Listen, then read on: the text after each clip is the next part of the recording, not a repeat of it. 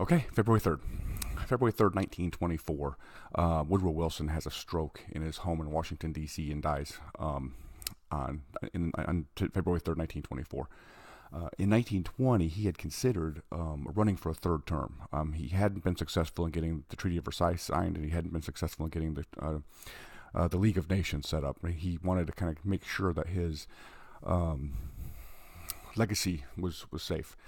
But his health was poor. He'd had a stroke in the White House, and the party leadership basically told him they wouldn't support him. So he left the White House in 1921, moving to a home in Washington, D.C. with his wife and his second wife, Edith.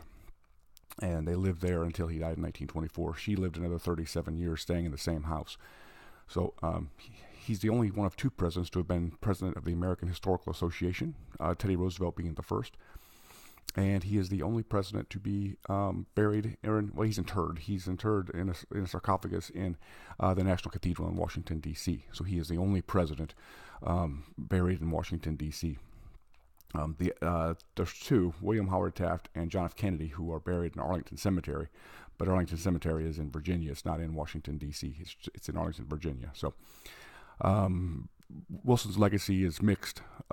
He's considered a racist, a sexist, didn't support women's rights or minority rights while he was president.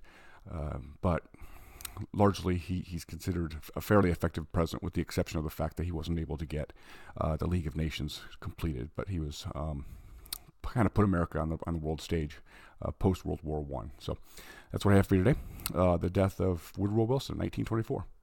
I will see you tomorrow.